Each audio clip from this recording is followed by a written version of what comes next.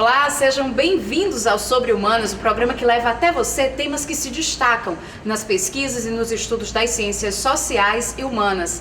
Nosso convidado dessa semana é licenciado em Filosofia pela Universidade do Estado do Rio Grande do Norte, é professor também e mestre, claro, em Ciências Sociais e Humanas no programa pós-graduação aqui da UERN. Seja bem-vindo, Tássio. Obrigado. Tássio, a sua pesquisa, vou aqui dizer qual é o tema, né? Andréa Jó, é isso? Andréa Jó e a nova produção independente em Fortaleza, no Ceará. Reflexões sobre a música em tempos de reprodutibilidade técnica, ciberespaço e negócios eletrônicos. Exatamente. Por que estudar essa produção musical independente? Na verdade, hoje, né, nós vivemos um momento muito singular na indústria fonográfica, que é o seguinte: a música tem se tornado cada dia mais um bem livre, né? Diferente de outros momentos históricos, né? A música se tornou, depois que ela se tornou um bem imaterial, né? Depois da sua total digitalização, hoje nós não temos praticamente nada analógico, então ela se tornou um bem livre. Falar em CD hoje chega a ser quase antiquado, então, até porque por exemplo, os aparelhos de carro, de sons de carro, já nem tem a entrada do CD. Então hoje nós vivemos num período de desmaterialização da música, né? Então, o que acontece? A música se torna muito mais livre, né? E isso abre possibilidade para artistas independentes, né? Que produzem a sua música em estúdios locais, né?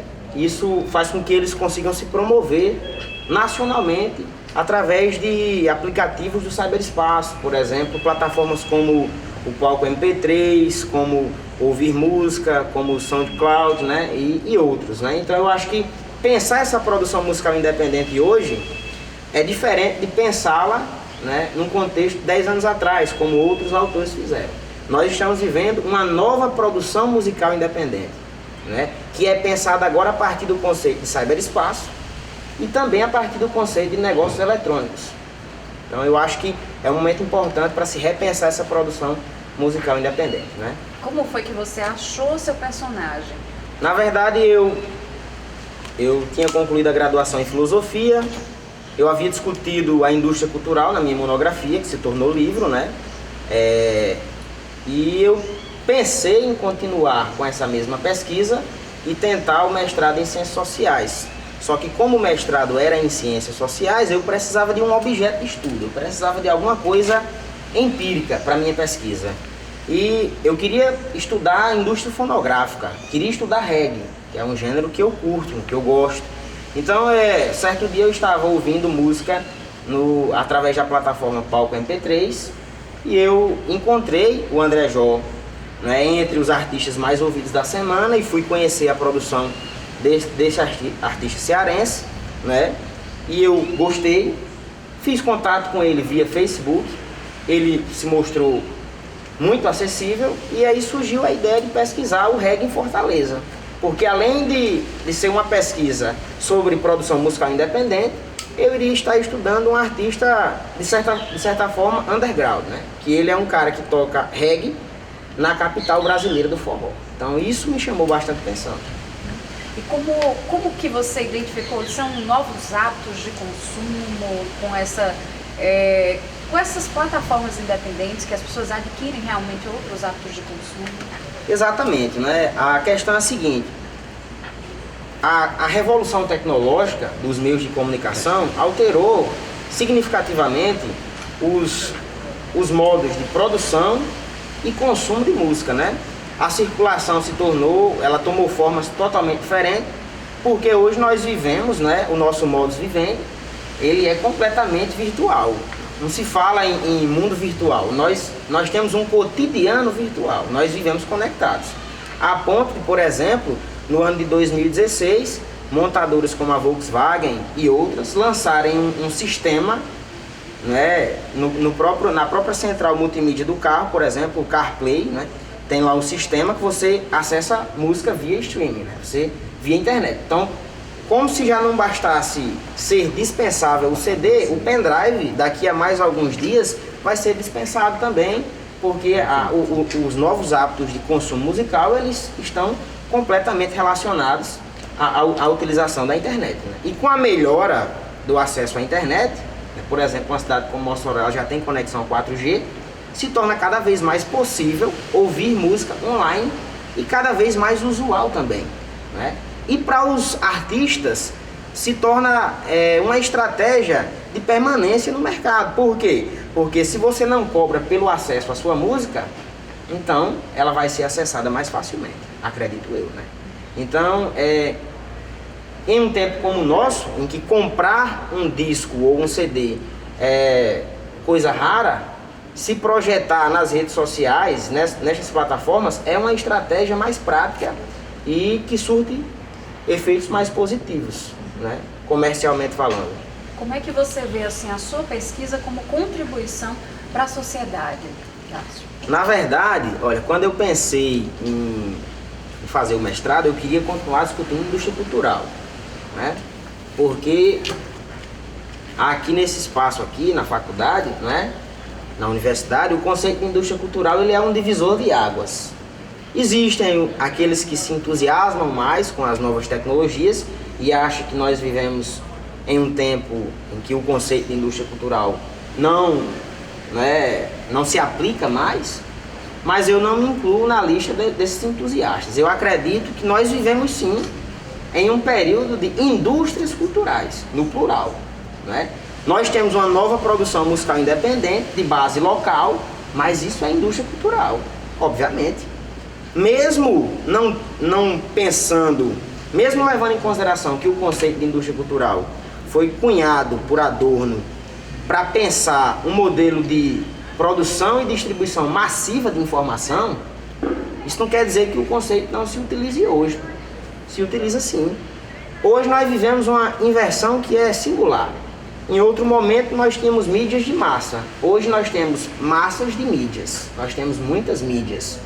E isso favorece outras formas de comercialização. Não quer dizer que o conceito de indústria cultural caducou, porque a lógica comercial presente nos produtos culturais ainda é a mesma. A produção é precedida, né, pela intenção de comercialização. Então isso é uma indústria cultural, sim. Agora nós não temos mais aquele mesmo modelo massivo de distribuição, né? O consumidor, hoje ele é muito mais sofisticado, digamos assim. Mais seletivo. Exato. Então, o que acontece? Um artista do reggae, ele pode não ter um grande público na cidade de Fortaleza, mas a nível de Brasil, para um artista completamente independente, ele tem um grande público, à medida que ele consegue garantir a sua sustentabilidade no mercado. Ele não conta com investimento de grandes produtores, mas ele faz shows no Brasil inteiro, inclusive em Fortaleza ele já abriu shows de reggae para grandes bandas internacionais, né? O André Jó também fez shows já fora do Brasil e etc, né? Então há uma maneira de se manter sim, né? Com certeza. As redes sociais até permitem isso, as mídias, né? Exato. Essa verdade. Eu acredito no seguinte, nós vivemos em um período em que pensar o modelo hegemônico de difusão, né, da informação por 3 ou 4 veículos de comunicação não se aplica mais, claro que não, né? Por isso que nós buscamos atualizar o conceito de indústria cultural.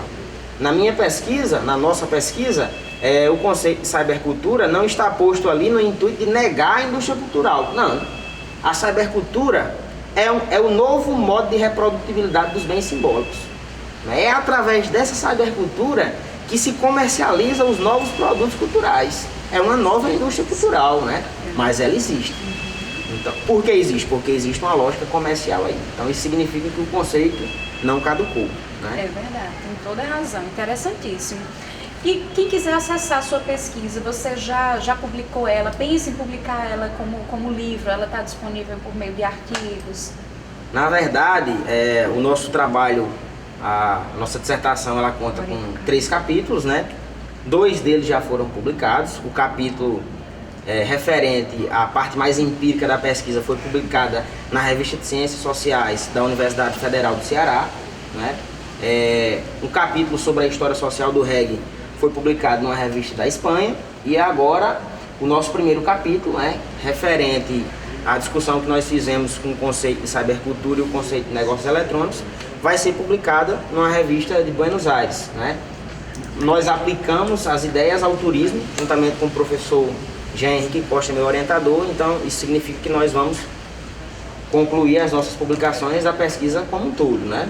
E sim, nós pensamos em publicar a dissertação em formato de livro, em um futuro talvez não muito distante, né? Uma temática muito interessante que pode ser aproveitada por toda a área de estudos das ciências humanas e sociais, né? Exatamente. Quais as maiores dificuldades, Tássio, que você enxerga quando vê a pesquisa, na realização de pesquisas na área das ciências humanas e sociais?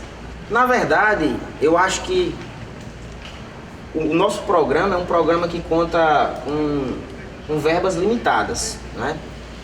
Foi isso que me fez optar por uma abordagem mais qualitativa, por um estudo de caso, porque nós não tínhamos condição de fazer uma pesquisa quantitativa, nós precisaríamos de mais recursos, né? Então esse seria um dos empecilhos, né? Outra coisa também que foi um obstáculo, no meu caso, foi porque eu trabalhei durante toda a minha pesquisa, durante todo o mestrado. Não consegui liberação, sou professor do estado, e eu cursei o mestrado trabalhando, dando aula, e trabalhando, e etc., e planejando aula, e assistindo aula no mestrado, e ao mesmo tempo indo até Fortaleza entrevistar, né, o André. Então foi um pouco difícil, mas nós contamos com a ajuda do professor Zuben, uma pessoa que ajudou bastante, e do professor Jean, e deu certo, né? Então, mas uma grande contribuição aí. Exato, né? Mas para concluir a pergunta sobre a contribuição que é dada à sociedade, né? Nesse sentido, eu acho que a pesquisa ela abre possibilidades também para a gente perceber mais que existe uma produção local, uma produção cultural que é local, né? Hoje nós temos ainda, nós percebemos que nos espaços mais populares, em bares, restaurantes e etc., as pessoas elas têm o hábito de ouvirem músicas mais o sertanejo, que é a música mais popular, o forró eletrônico, por exemplo.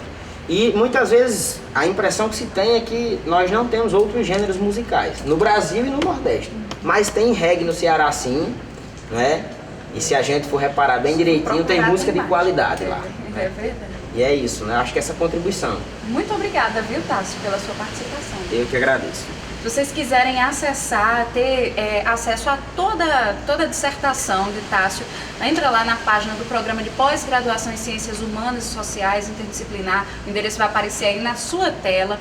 Muito obrigada pela sua audiência. E se você quiser rever esse episódio e outros do Sobre Humanas, é só acessar a nossa página na internet, youtube.com/URNTV. Uma ótima semana para você e até mais!